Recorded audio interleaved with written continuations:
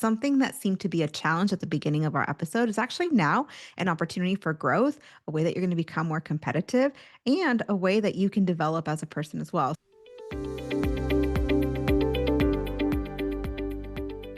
Welcome to the Uncommon Career or Daring to Succeed podcast, wherever you're joining us from. This time, Patricia and I have a really juicy topic for you that we are so excited to get into. And I think a lot of you have experienced this yourself. It's when you finally got that job that you've been trying to get. You're over the moon, loving everything. Your boss is perfect. Your coworkers are a dream. And then wham, all of a sudden you're back where you started and just everything doesn't seem to be good anymore. And what do you do? So we've both had a lot of people come to us with this type of situation, and right away they're like, I need my resume in shape again. Where should I be looking? Networking, because their immediate thought is put me back into a situation where the environment is suitable for me to thrive and to show off how amazing I am and to do great work for this company. But I think Patricia and I wanted to pull things back a little bit on that and explore a little bit on what if you were to stay?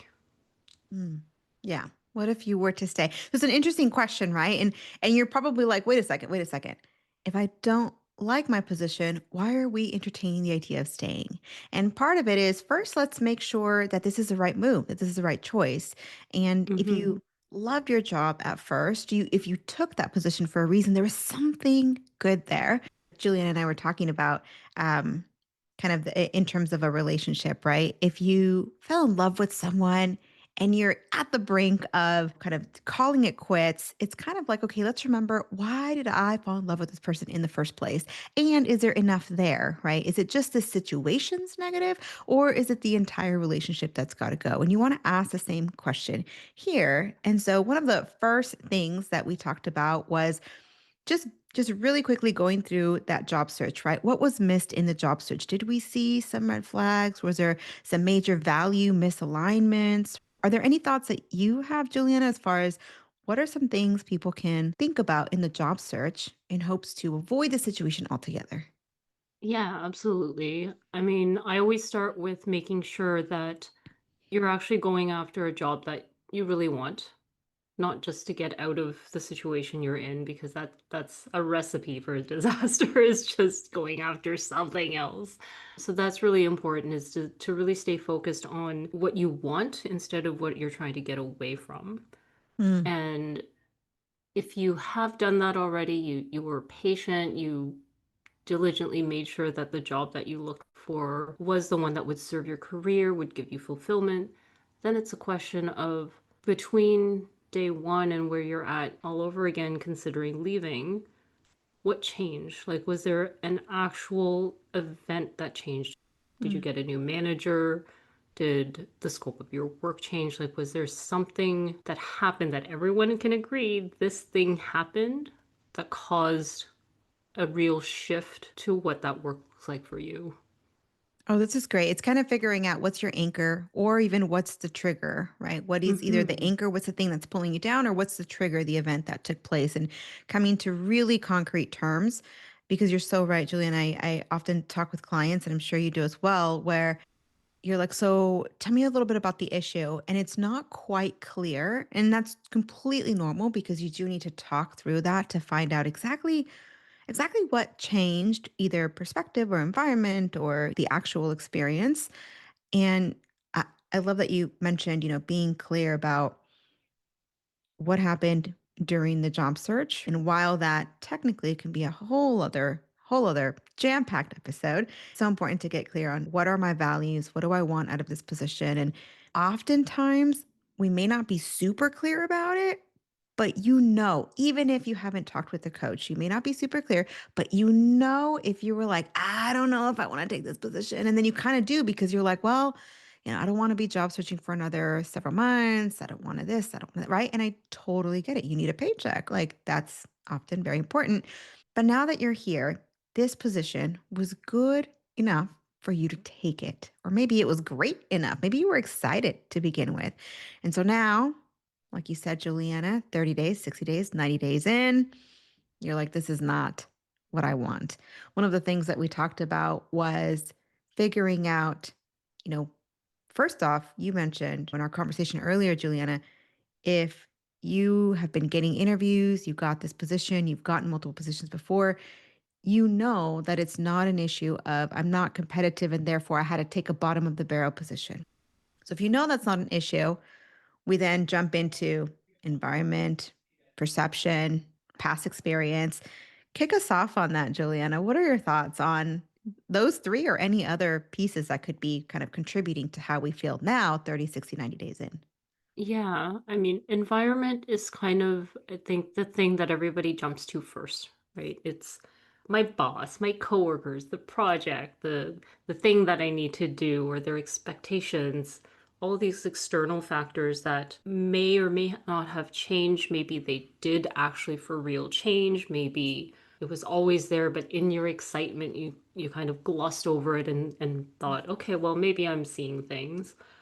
So there's maybe a moment for you to kind of sit down and reflect on when I'm talking about all these things, these external factors in my environment that are causing the dissatisfaction in your work, I'll say.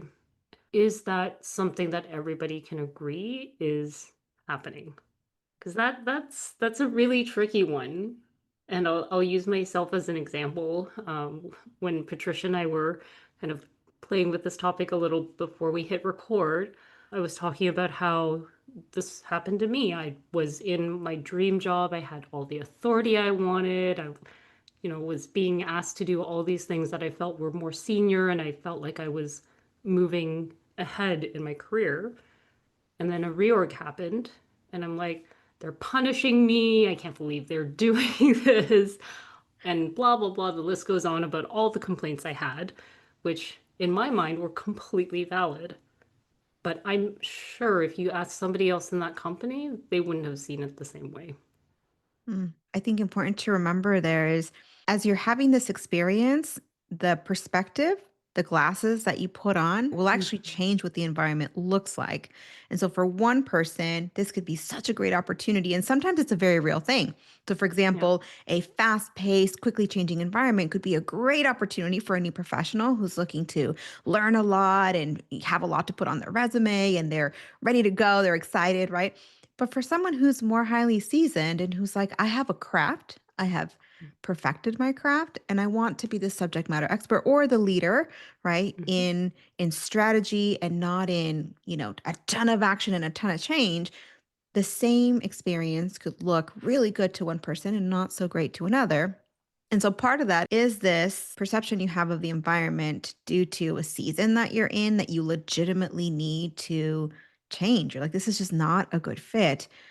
Right. Or could it be that just a simple change in perspective could actually help you in the very season you're at right now love and enjoy and thrive and see this as not only an opportunity, but also a really good experience where you can build new skills and become more marketable for this quickly changing market, right? So, perception and expectations can change everything. I could tell you, hey, tomorrow I'm going to give you $1,000.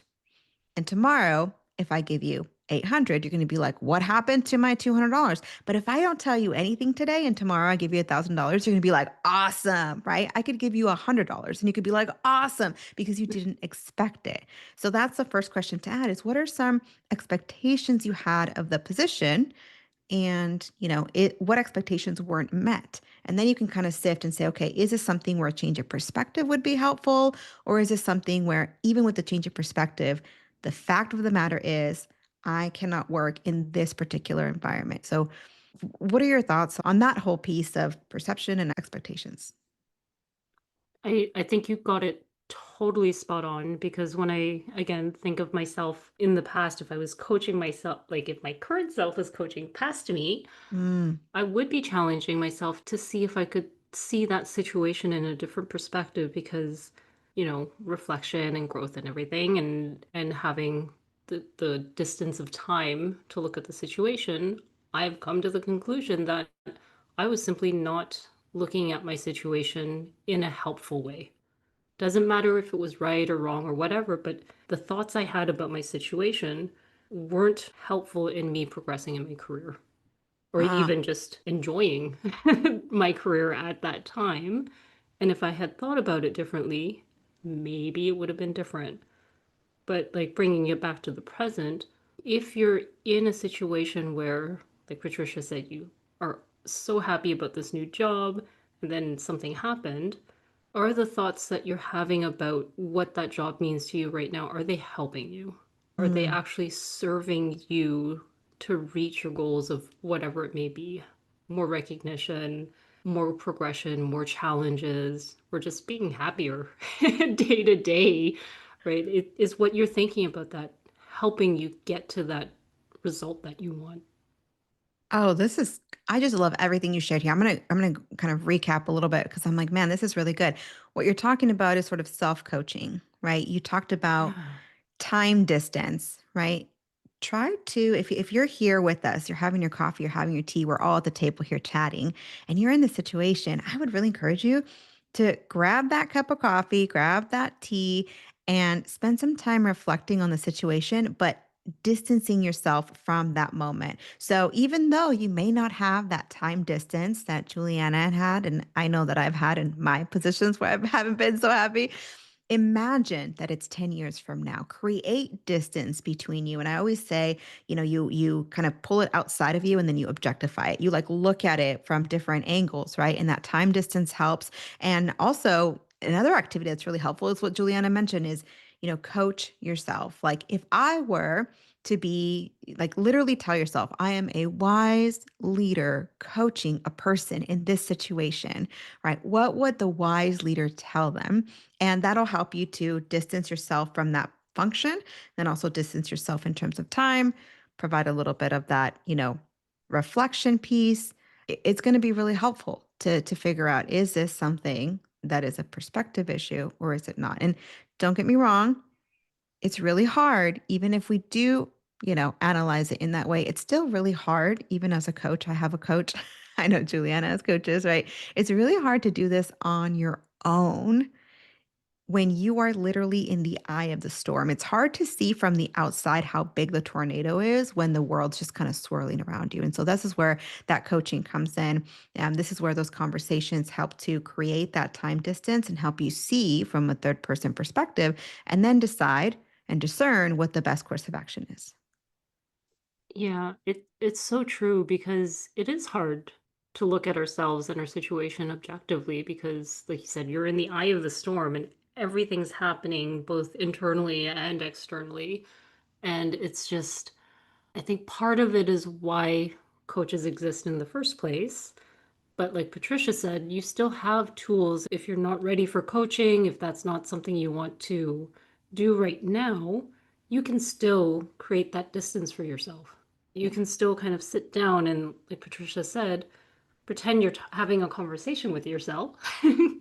What would you advise yourself if you were, let's say, talking to a friend? Yeah. Yeah. How do you recreate a space, right, with two voices? And remember, there's voices all around you, so you can find a trusted friend, a trusted mentor, someone in that space. Now, if we were to switch gears, Juliana, from why did this happen or how did I get here to, okay, what do I do now? One of the things that I know we talked about was, you know, and I'll cover this very briefly because I think this is more surface level and we'll get to a little bit of the deeper stuff. But just surface level, the question always comes up. And I actually just got that question from a client literally yesterday. They messaged me and they were like, okay, it didn't work out. I decided to put in my 2 week notice, but it's only a 3 month engagement. Should I put this position on my resume? And this person had gone from a highly corporate environment and I believe also a startup environment into a nonprofit environment. It was great. It was just great all around for multiple reasons. They were more seasoned. They wanted to give back and contribute. It was just such a good fit. But then personality wise, things didn't end up working out. So it's like, should I put this on here? And here's one thing that's really important. I get this all the time. How you feel about this departure is not going on the resume.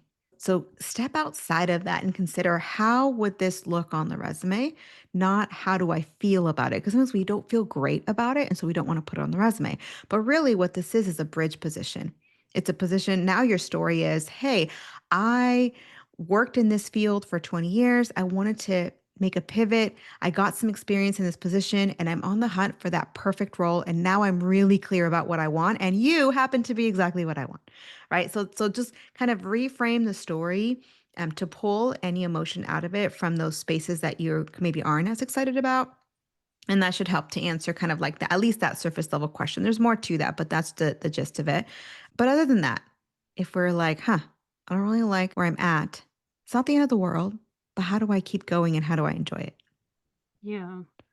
It's a really good question, and I think it's one that so many people are grappling with because you're kind of facing this decision of, like you said, we need a paycheck, we need that income, unhappy right now with the current job, and there's always that lure of the grass is greener on the other side. So Is it true. or is it not? So I'd say one thing to start with is just really challenging yourself to look at the job to see, is it uncomfortable because the honeymoon period is over and now it's down to work and it's often the same challenges at every workplace? Or is there something actually truly wrong, right? Is there a boss who's actually like gaslighting you or bullying you? Is there a coworker who is actively maliciously trying to sabotage your career? Like, is there something real there that is a Mm. true HR concern that you need to pay attention to and take care of yourself?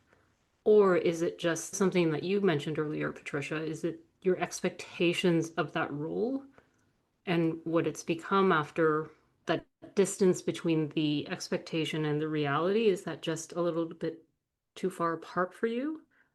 And Mm. is it still somewhere that you want to be and draw those two but back together where expectation and reality are a little bit closer and more comfortable? Oh, that's so good. You and I talked about what's the gap, figuring out, getting really clear.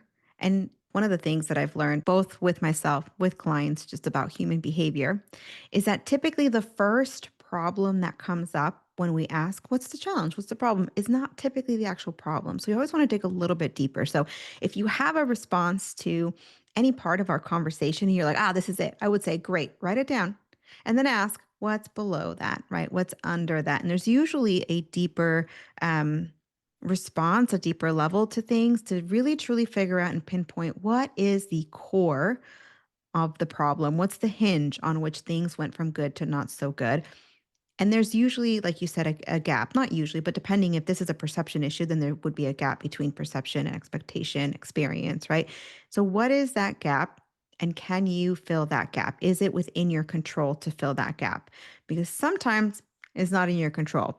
You can't change how a manager acts and reacts at meetings and responds, but you can change, if this isn't out of line, like you said, an HR issue, right?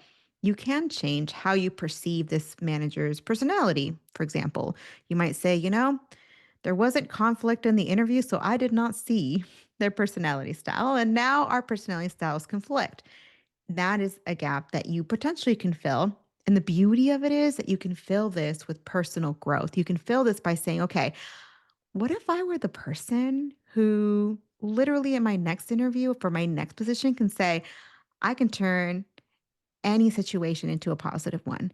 I can work with any type of personality. Like that is a skill. It's a EQ skill. They call it power skills that is untrainable. Now, typically a manager can say, hey, I'm going to pay you more if you're just a better interpersonal communicator, right? It's not typically something that is easily trained.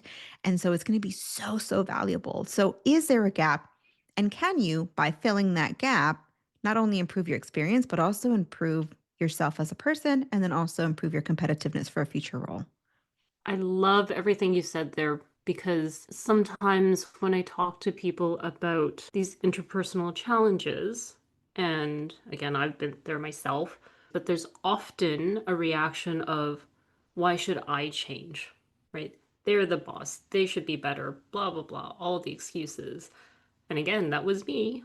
I think of one particularly, say, demanding boss that I had who was very particular in the way they needed their staff to behave with them, to interact with them. I'm like, oh, so much work. Why can't you just be okay with the way I do things? But I kind It's of the right like, way after all. of course, it's my way.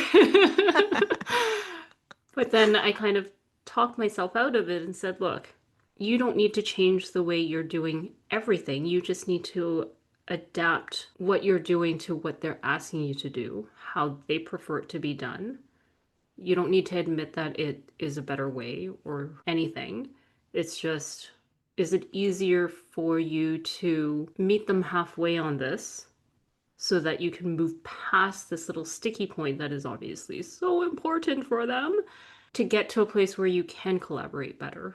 Or do you want to just keep saying that they're stupid and that they're demanding and all of those things, right? Like going back to what you said about the personal growth, it's can you learn a different skill set that maybe you never use again? Or maybe one day down the line you come across another person who's like this and you're like, I know exactly how to handle this situation because I've already done it before. Right? So Mm, it's again perception. Can you look at it in terms of learning a new skill, learning a different way of doing things, and for it to be okay if you don't agree with that way of working? mm. Yeah. I feel like overall, if we were to take this and kind of put it into, you know how sometimes you want, what is it, TLDR? Like too long, didn't read, right? Yeah. If you want to put it into sort of a TLDR, right? I feel like what we're getting at is before you add all this work into your process, consider if there might be an opportunity. Sometimes there's this fantastic opportunity and it's just veiled in a different color than we expected it. And so, first discern how important it is this. Is it something that black and white, I cannot continue in this space because it's either an abusive space or maybe they're forcing everyone to go in person? It turns out that you are not in a commutable distance and they knew that, right? Those are non negotiables, things that can't change.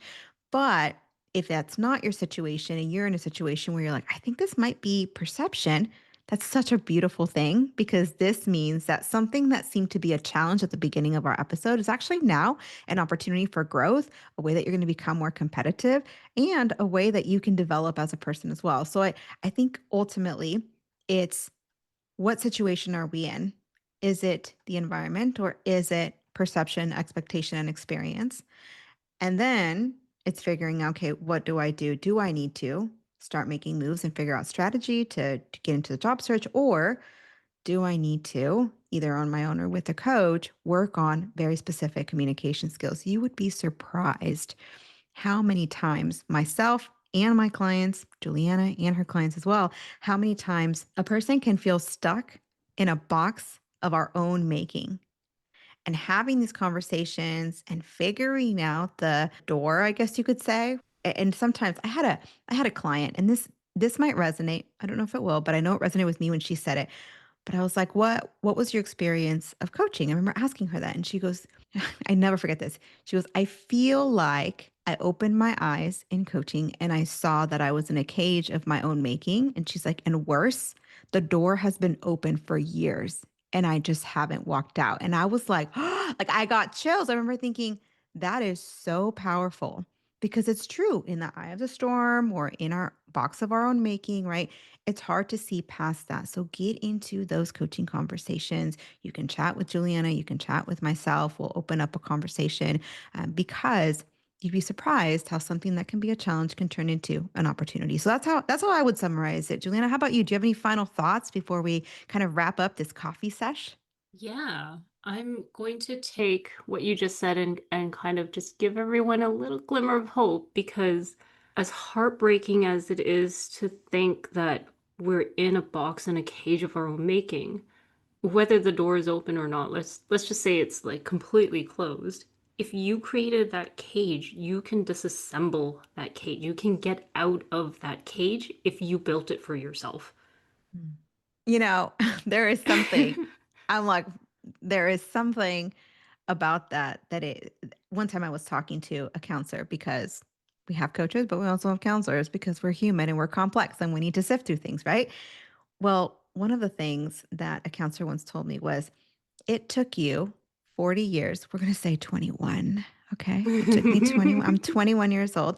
It took you 40 years to cultivate certain habits that you didn't even realize you need to work on.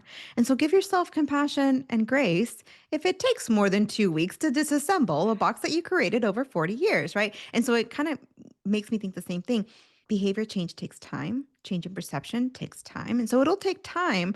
But in the same vein, what I got out of it for this conversation is, like you said, Juliana, if you assembled it, you can disassemble it. And that's so, so powerful. That's so powerful. You know, I just thank you so much if you're here with us for having a cup of coffee, having a cup of tea with us, breaking down this conversation. I know these moments can sometimes feel, whether it's vulnerable or challenging, because we're always ones that are going to challenge you to take that step and, find that place where you're thriving, where you're also growing, where you're, getting into maybe some uncomfortable spaces for all good reason. And so thank you so much for joining us today. I'm so excited that you're with us. Reach out to either Juliana or myself with the links in the description. And until the next one, we'll see you soon. See you on the next one. Hey, thanks for listening. I really appreciate you spending time with me today. If you found this episode helpful, please tap the 5-star review on the show's homepage in your podcast app. It would absolutely make my day, and it helps others discover the Uncommon Career Podcast. Now, to download your free career resources and learn how I help seasoned professionals land amazing offers in as little as 90 days, click on the link in the description or go to theuncommoncareer.com. Thanks again, and I'll see you on the next one.